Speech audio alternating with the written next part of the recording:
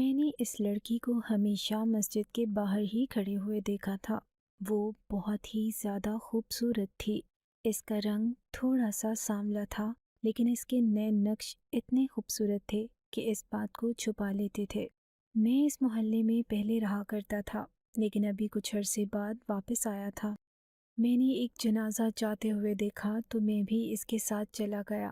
میں نے کہا کہ بڑے عرصے بعد باہر کے ملک سے واپس آیا ہوں تو آتے ہی کسی کے جنازے میں شامل ہو جاؤں۔ اس سے اچھا اور کیا ہوگا؟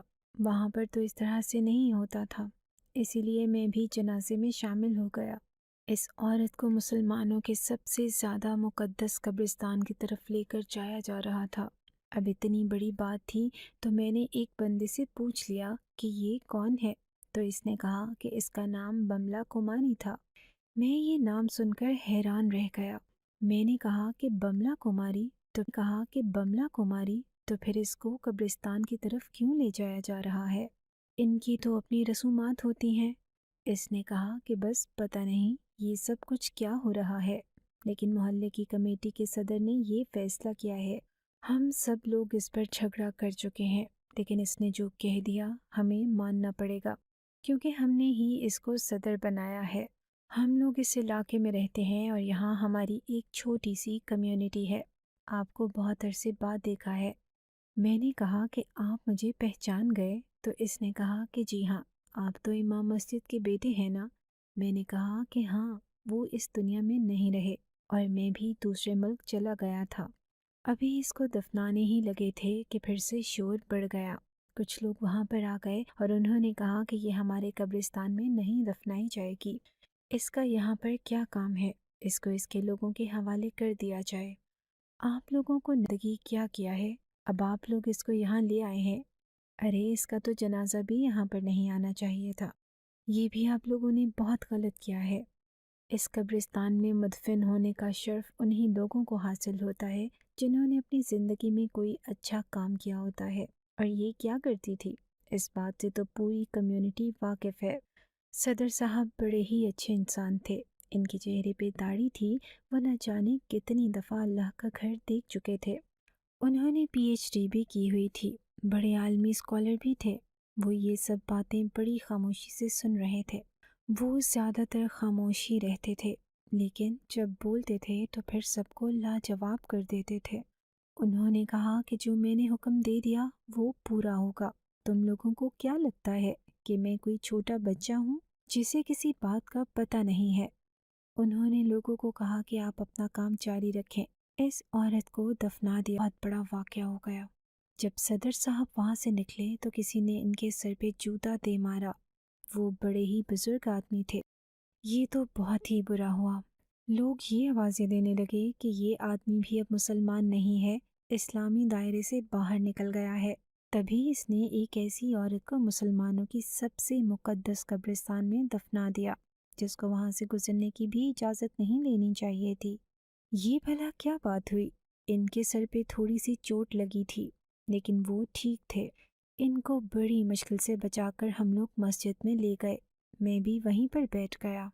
وہ بھی مجھے اچھی طرح جانتے تھے۔ ہم نے ان کے سر پہ پٹی کر دی۔ ان کا باہر جانا مشکل تھا اور صبح صبح وہ لوگ باہر سے چلے جاتے تو پھر ہم لوگ اپنے اپنے گھروں کو جا سکتے تھے۔ میرے گھر میں میرا انتظار کرنے والا تو کوئی نہ تھا۔ صدر صاحب زمین پر ہی بیٹھ گئے۔ ہم نے ان کو پانی کا گلاس دیا اور پوچھا کہ آخر آپ نے ایسا فیصلہ کیوں کیا؟ سب لوگ آپ کے خلاف ہو گئے ہیں، آپ کب تک یہاں پر چھپتے رہیں گے؟ انہوں نے کہا کہ میں نے کوئی غلط فیصلہ نہیں کیا۔ تم لوگ بملا کماری کی کہانی سننا چاہتے ہو نا؟ میں تمہیں اس کی کہانی سناتا ہوں اسی کی زبانی کہ آخر اس کے ساتھ کیا ہوا تھا۔ دراصل بملا کماری نے جو حرکت کی تھی وہ بھی نظر انداز کرنے والی نہ تھی۔ وہ دراصل مسلمانوں کی مسجد کے باہر کھڑے ہو کے لوگوں کو اسلام سے ہٹنے کی ترغیب دیتی اور ان کو گناہ کرنے کے لیے آمادہ کرتی تھی، اور اس بات سے سب واقف تھے۔ اور پھر صدر صاحب واقف کیوں نہ ہوتے، کیونکہ وہ تو اتنے عرصے تک مسجد کے انچارج رہے تھے۔ ان کا تو مسجد میں بہت زیادہ آنا جانا رہتا تھا۔ اس سے پہلے وہ امام مسجد بھی رہ چکے تھے۔ پھر اس کے بعد وہ ذمہ داری انہوں نے میرے بابا کو دے دی تھی، جو کہ ان کے اچھے دوست بھی تھے۔ لیکن میرے بابا اس دنیا سے چلے گئے ہو گئی تو یہ پھر سے امام مسجد بن گئے، پر اب یہ ذمہ داری کسی اور کے پاس تھی۔ انہوں نے کہا کہ میں تمہیں اس کی کہانی اسی کی زبانی سناتا ہوں۔ میرا نام بملا کماری ہے۔ میرے بابا ایک شرابی انسان تھے۔ وہ میری ماما پہ بہت زیادہ ظلم کرتے تھے۔ حد سے زیادہ نفرت تھی ان کو میری ماں سے۔ پتہ نہیں میری ماں نے ان کا کیا بگاڑا تھا۔ ہم لوگ بہت ہی زیادہ غریب تھے، لوگوں کے گھروں میں کام کیا کرتے تھے، لیکن جیسے ہی ان لوگوں کو پتہ چلتا کہ ہمارا مذہب کوئی اور ہے تو وہ ہمیں کام سے نکال دیا کرتے۔ اسی لیے ہم لوگ جھوٹ بول دیا کرتے تھے کہ ہم لوگ بھی مسلمان ہیں۔ کپڑے بھی ایسے ہی پہن لیتے اور زیادہ بولتے بھی نہیں تھے۔ مجھے تو میری ماں ساتھ لے جاتی تو لوگوں کو کہتی کہ یہ تو بول ہی نہیں سکتی، یہ گونگی ہے، اس کے منہ میں زبان نہیں ہے۔ میں خاموش رہتی تھی کیونکہ میرے منہ میں زبان بھی تھی اور میرے سر کے اندر دماغ نہیں تھا۔ میں بہت زیادہ سوال کرتی تھی اور مجھے ہر بات کا جواب چاہیے ہوتا تھا۔ میرے بابا میری ماں کو روز مارتے تھے۔ یہ صرف کہنے کی بات نہیں، وہ روز میری ماں پہ ہاتھ اٹھاتے تھے۔ میری ماں بری طرح چیختی چلاتی تھی۔ کہتے ہیں کہ آپ کے ساتھ ایک کام روز ہوتا ہو تو آپ کو اس کی عادت ہو جاتی ہے۔ جب کوئی انسان بیمار ہوتا ہے اور ہسپتال جاتا ہے، اسے پہلی دفعہ ایک ٹیکہ لگتا ہے تو اسے بہت درد ہوتا ہے، لیکن اگر وہ وہاں پہ 20-15 دن گزارتا ہے تو آخری ٹیکے کا اسے درد نہیں ہوتا۔ لیکن میری ماں کو جب بھی میرا باپ تھپڑ مارتا وہ بری طرح روتی اور چلاتی تھی۔ شاید وہ درد سے نہیں اپنی تسلیل سے رویا کرتی تھی کہ اس کے ساتھ یہ سب کیا ہو رہا ہے، کیونکہ گھر میں پیسے بھی وہی لایا کرتی تھی۔ میری ماں کا ہی مجھے سہارا تھا۔ میرے بابا مجھے اٹھاتے تھے لیکن میری ماں مجھے بچا لیتی تھی۔ میرے بابا بڑے ہی عجیب آدمی تھے۔ انہوں نے تو مجھے بچپن سے ہی گھر سے باہر نکالنے کی کوشش کی تھی کہ یہ باہر نکل جائے تو اچھا ہے، یا تو اس کو کہو کہ یہ بھیک مانگ کے لایا کرے، لیکن میری ماں نے مجھے ہمیشہ بچایا تھا۔ مجھے بس میری ماں سے محبت تھی۔ میں تو اپنے بابا کو بالکل بھی پسند نہ کرتی تھی۔ میرے بابا جب میری ماں کو مارتے تو کہتے تھے کہ تیرا اور کام ہی کیا ہے، تو بنی ہی اسی چیز کے لیے ہے۔ انہوں نے کبھی بھی میری ماں کو کوئی عزت نہ دی تھی۔ ہمیشہ میری ماں سے گھر کے بھی کام کروائے، باہر کے بھی کام کروائے، اپنے جوتے بھی صاف کروائے اور ان سے اپنے پاؤں بھی دبواتے تھے۔ ایک دفعہ تو میری ماں نے کھانا بنایا تو میرے بابا کو نہ جانے کیا تھا کہ انہوں نے میری ماں کو کہا کہ زمین پہ بیٹھ جا اور ان کو کھانا نہ دیا، پھر اپنے بچے کچے کھانے میں سے ان کو کھانا دے دیا۔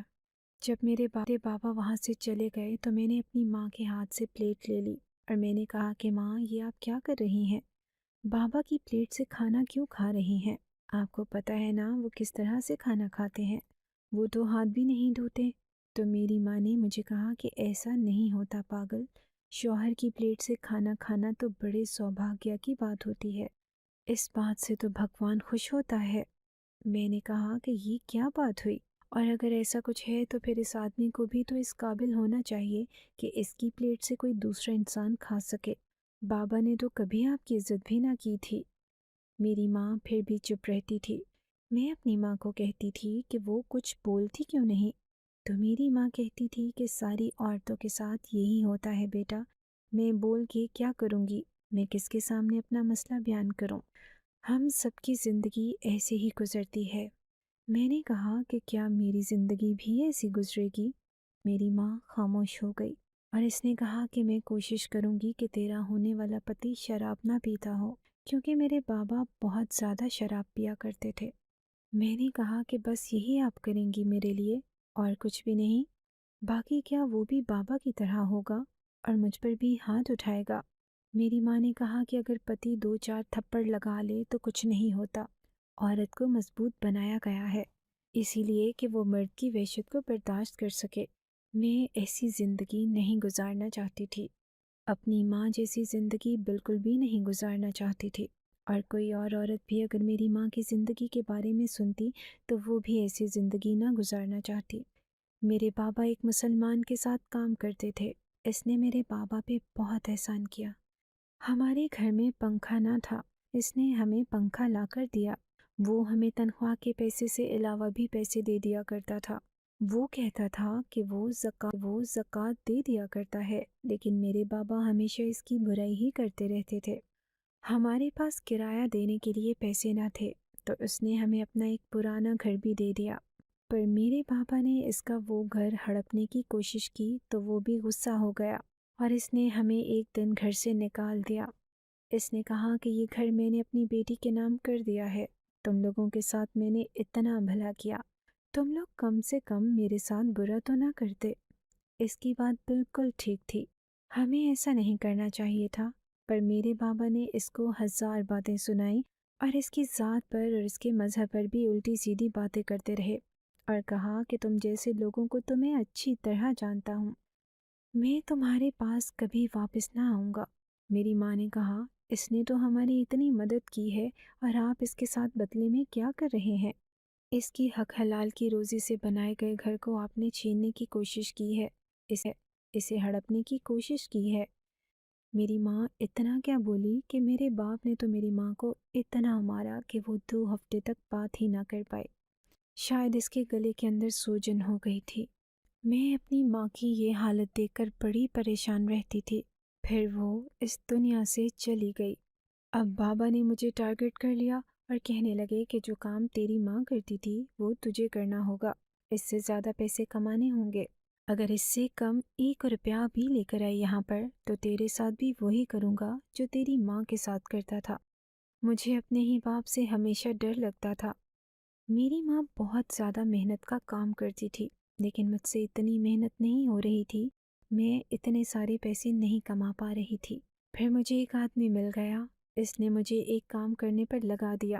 اس نے کہا کہ تمہیں ایک کام دیتا ہوں، اس کے تمہیں بہت سارے پیسے ملیں گے۔ پہلے میں نے اس کی بات نہیں سنی کیونکہ مجھے پتا تھا کہ یہ کام کوئی سیدھا کام نہیں ہوگا، کیونکہ کوئی کسی کو بلا وجہ 1 روپیہ نہیں دیتا۔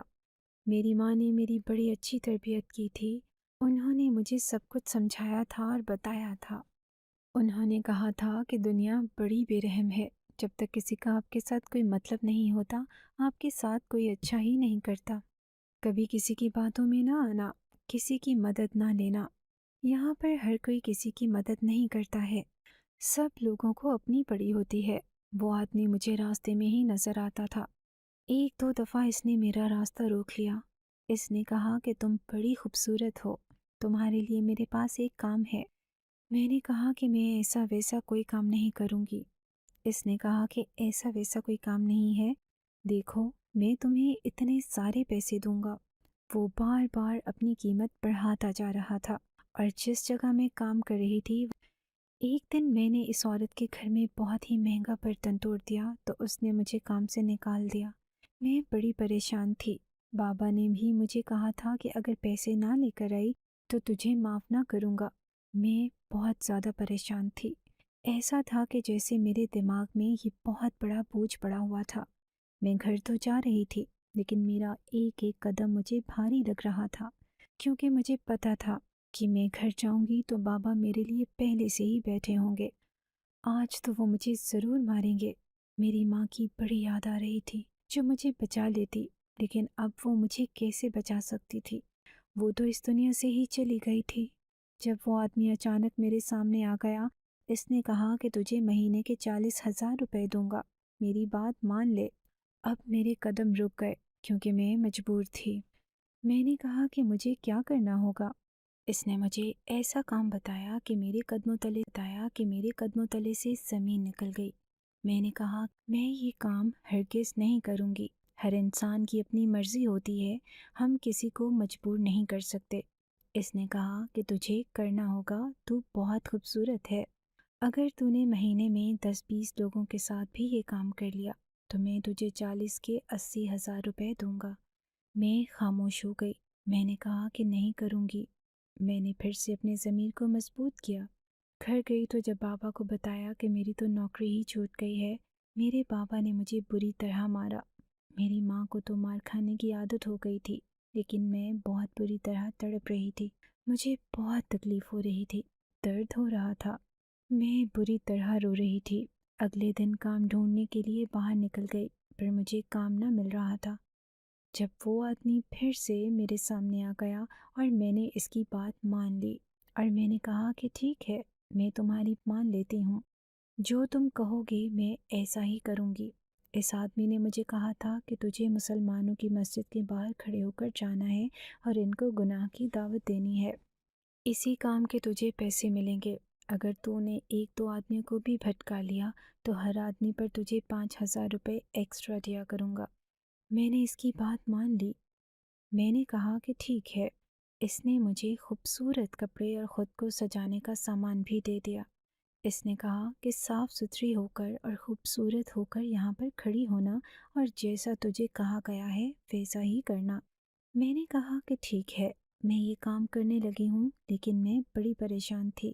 میں یہ سب نہیں کرنا چاہتی تھی۔ وہ مجھے مہینے کے 50 سے 60,000 روپے دے رہا تھا، جبکہ جہاں میں کام کرتی تھی وہاں پہ صرف 7,000 روپے کمایا کرتی تھی۔ میرے دن بھر گئے تھے، میرے ہاتھوں میں پیسے آ رہے تھے، مجھے سب کچھ مل رہا تھا، لیکن میرا دل، میرا ضمیر مطمئن نہ تھا۔ ہم کسی کو بھی مجبور نہیں کر سکتے ہیں، ہر کسی کی اپنی مرضی ہے کہ وہ کیا کرتا ہے، وہ اللہ کو مانتا ہے یا نہیں، وہ بھگوان کو مانتا ہے یا نہیں، ہم کون ہوتے ہیں اس کو روکنے والے؟ یہ تو اس کا اور اللہ کا معاملہ ہے۔ اور مجھے مسلمانوں کے علاقے میں رہتے ہوئے بہت عرصہ ہو گیا تھا۔ ان لوگوں نے کبھی کسی کے ساتھ برا نہ کیا تھا۔ یہ لوگ بہت اچھے تھے، میرا بھی خیال کرتے تھے۔ میری ماں بھی جہاں کام کرتی تھی وہ گھر بھی تو مسلمانوں کا ہی تھا، انہوں نے کبھی کوئی بات نہ کی تھی۔ میری ماں وہاں پر کھانا بھی بنایا کرتی تھی۔ ایسا کبھی نہیں ہوا تھا کہ انہوں نے کہا ہو کہ ہم نے اس عورت کے ہاتھ سے کھانا نہیں کھانا ہے۔ وہ ہمارا بہت خیال رکھتے تھے، اور جس شخص نے میرے باپ کے ساتھ بھلائی کی وہ بھی تو ایک مسلمان تھا، لیکن اس نے کتنے عرصے تک ہماری مدد کی کہ ہم بغیر دیے ہی وہاں رہ رہے تھے۔ ابھی بھی ہمارا کرایہ تھا۔ بابا نے کہا تھا کہ کرایہ میں نکال لوں گا، لیکن گھر میں پیسے تجھے لانے ہوں گے۔ میں جب یہ کام کرتی تو میرے دل میں عجیب سا درد اٹھتا تھا۔ مجھے ہر ایک منٹ پر یہ احساس ہوتا تھا کہ مجھے یہ نہیں کرنا چاہیے، لیکن میں مجبور تھی، اور پھر میں اس گندگی میں گرتی ہی چلی گئی۔ پہلے تو صرف لوگوں کو گناہ کی دعوت دیا کرتی تھی، پھر گناہ میں شامل بھی ہونے لگی، کیونکہ اگر دعوت دے رہی تھی اور کوئی آ جاتا تو پھر کیا ہوتا؟ صرف دعوت دینے تک کا کام نہیں تھا میرا۔ میرے بابا کو بھی پتہ چل گیا کہ مجھے بہت سارے پیسے ملنے لگے ہیں، لیکن وہ اس بات سے خوش تھے۔ انہوں نے نہیں پوچھا کہ میں پیسے کہاں سے لا رہی ہوں، انہوں نے تو یہاں تک کہہ دیا کہ جو بھی کرنا ہے کرو، بس گھر میں پیسے لے کر آؤ۔ جب ایک باپ اپنی بیٹی کو ایسی بات بول دے تو پھر اس کے بعد رہ کیا جاتا ہے؟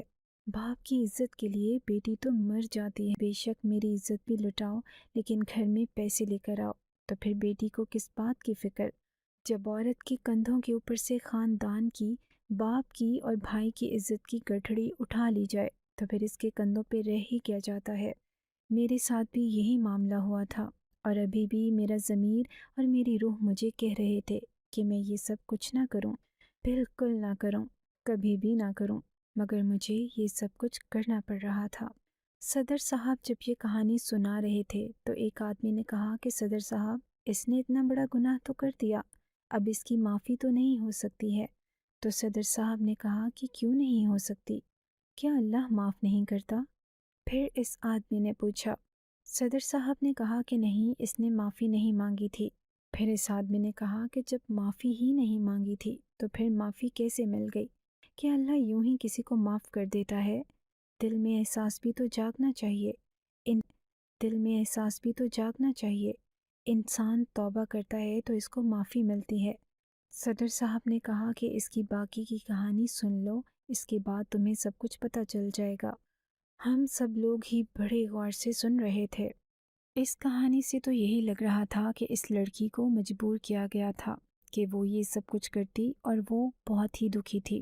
اس کا باپ شرابی تھا، اس پہ ہاتھ اٹھاتا تھا۔ اس کی ماں اس دنیا سے چلی گئی تھی، اور اب اس کی مرضی کے خلاف اس سے غلط کاری کا کام کروایا جا رہا تھا۔ لیکن ہم اس بات پر حیران تھے کہ یہ سب کچھ جو آدمی کروا رہا تھا وہ کون تھا؟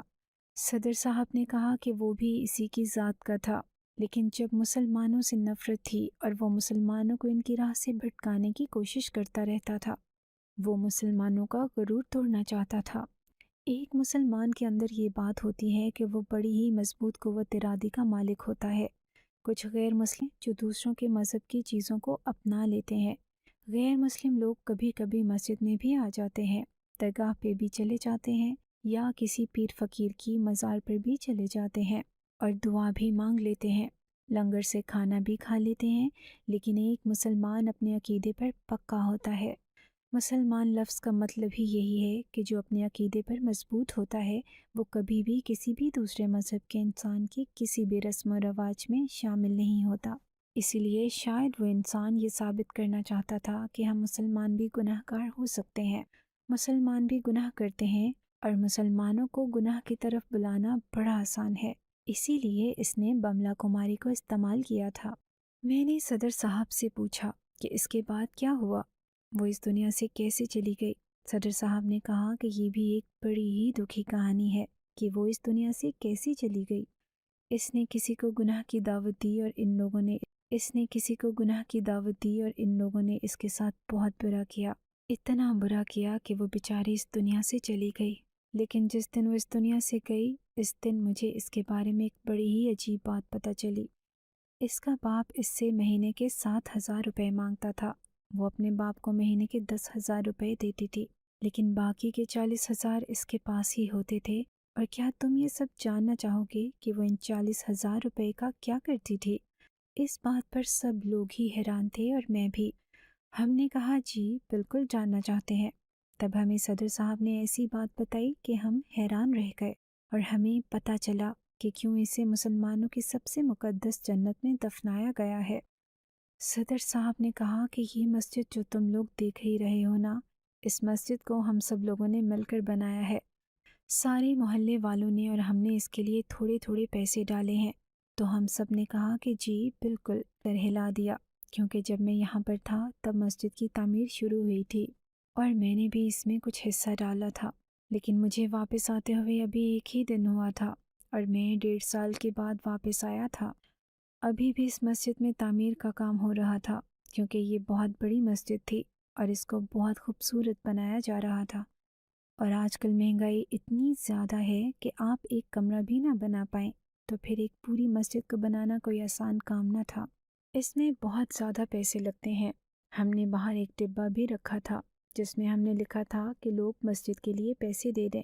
लेकिन जब भी हम इस डिब्बे को खोलते इसमें कोई पैसे नहीं होते थे, बहुत ही कम पैसे, इतने पैसे कि जितने फ़कीरों को दिए जाते हैं। लोगों ने अल्लाह के नाम पे देना छोड़ दिया है, क्योंकि लोगों के अपने पेट ही नहीं भर रहे हैं। और ये बात कोई ढकी छुपी नहीं है। लेकिन वो बेचारी लड़की जो भी पैसे कमाती थी, इसमें से हर महीने 30 से 40 मस्जिद के लिए दे दिया करती थी और इसने इस्लाम भी कबूल कर लिया था। मुझे जब इस बारे में पता चला तो मैंने इससे पूछ लिया। वो मेरे पास आई थी और इसने मुझे अपने बारे में सब कुछ बताया था। इसने कहा था कि इस्लाम में औरतों को बहुत हकूक़ हासिल हैं, इसीलिए मैंने इस्लाम कबूल किया है। लेकिन मेरे साथ ये मामला चल रहा है, वो इंसान बहुत ख़तरनाक है। इसने कहा कि अगर मैंने ये काम छोड़ दिया तो वो मुझे जान से मार देगा, या फिर ये बात सब मुसलमानों को बता देगा कि मैं इनको गुमराह करने के लिए ये सब कर रही हूँ और वो सब मिलकर मुझे मार डालेंगे। वो बड़ी ही परेशान थी। इसने मुझे अपना नाम भी नहीं बताया, नकाब करके आई थी। रात का वक्त था और वो जल्दी जल्दी में ये सब कुछ बता रही थी। इस वक्त जिस जगह पर हम लोग बैठे हैं, इसकी ज़्यादातर चीज़ें उसी के पैसों से आई हैं।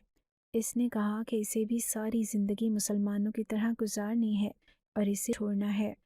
मैंने इसे कहा कि मैं इसकी मदद करूँगा, मैं पुलिस को बताऊँगा और इस आदमी को पकड़वाने की कोशिश करेंगे। मुझे इसका हुलिया बताओ, कुछ तो होगा जो हम कर सकते होंगे।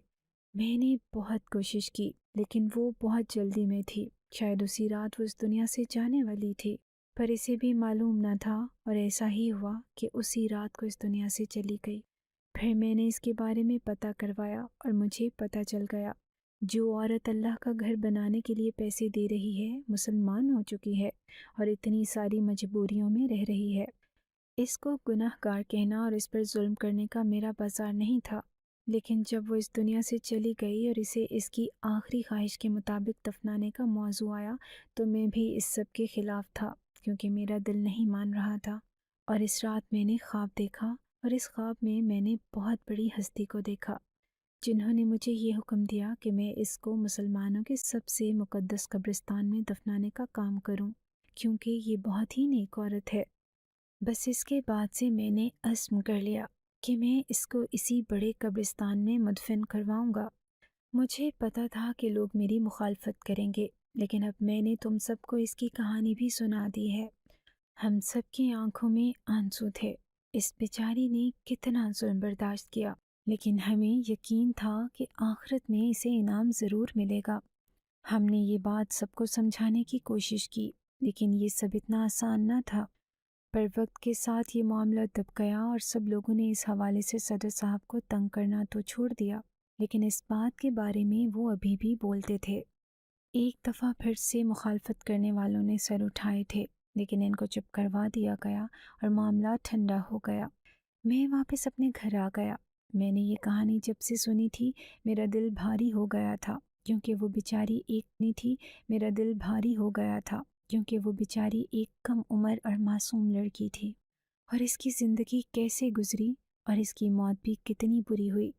جو لوگ اس کو لے گئے تھے، جب ان کو پتہ چلا کہ یہ تو اس مقصد کے تحت یہ سب کر رہی تھی، تو ان لوگوں نے اس کو جان سے ہی مار ڈالا، جبکہ ان لوگوں نے بھی تو اس کے ساتھ گناہ کا کام کیا تھا۔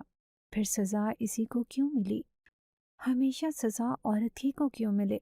جب بھی کہیں یہ کوئی گناہ ہوتا ہے تو وہاں پہ صرف عورت نہیں ہوتی، اس کے ساتھ مرد بھی ہوتا ہے، لیکن یہ بات معاشرہ نہیں سمجھ